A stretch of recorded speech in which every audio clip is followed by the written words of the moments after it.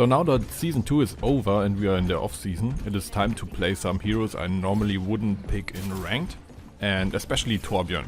So I think Torbjorn has a lot of potential, at least in playstyle variations. So he recently got a little bit of a buff. The first one was to his hammer animation, that is now faster. This means he can build and repair his turret faster. But the more significant one was the change to his scrap regeneration. He now regenerates scrap over time, which in return frees up a bit of his mobility, as he now don't have to run to collect the scrap from dead opponents all the time. So you can choose to stay further back or go on to a flanking route or spend the time elsewhere.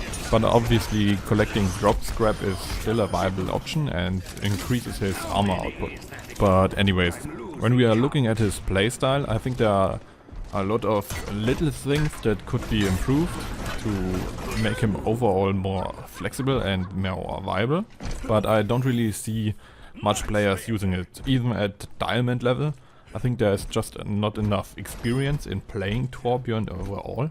It would be a lie if I would say I have a lot of experience myself, but I put a little bit of thought into it, and I think the biggest complaint is always that Torbjorn turret is basically a free ult charger for the enemy support, because of the constant little chip damage the turret puts out.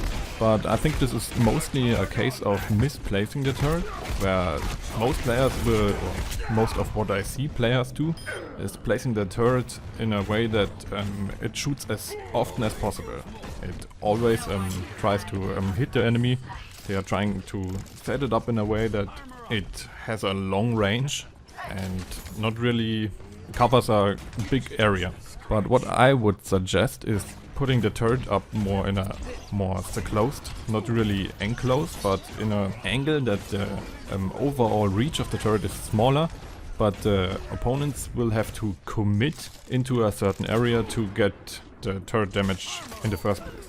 So you're setting it up on a wall where they have to peek around the corner just that the turret can shoot it. This leads to a situation where the turret is most of the time not firing, only if the opponents commit into a certain area. So you're basically denying them the area, because they would have not just facing the turret but also have your full team. And this would be 7 bodies on the field that are basically putting out damage. So they have to divert their attention either to the turret and take it out quickly, which would be okay, as it is fairly low health and is not mobile. But also this allows you as a team to get this valuable seconds out to dish more damage out, where your team is not really focused that hard, or the enemies, at least the enemy's attention is divided. The other thing I see a lot of players do is being obsessed with level 2 turrets. So what I think is when your turret goes down after you set it up in the first place and you're not really able to have a few moments where you can set up your new turret, just drop down the level 1 turret and run away from it. You basically create through this diversion, or at least another body that shoots and has a little bit of health. And the same case as before, the opponents have to split their attention. Do they want to deal with the, even though it's a little turret, but they will have to deal with it eventually, or will they have to deal with your team? So if I had to summarize all my thoughts, I would say that line of sight and crossfire is not efficiently used right now with Torbjorn players, and there is a lot of room to improvement, especially on turret placement and diversion tactics. It all comes down to splitting up the attention of your opponents, so you have the necessary time to get done whatever you have to get done. So that's about it. If you have any suggestions or disagree with me completely, just let me know down in the comments or tweet at me at DaggerAPM. But that's about it. Thanks for watching, and maybe see you in the next one.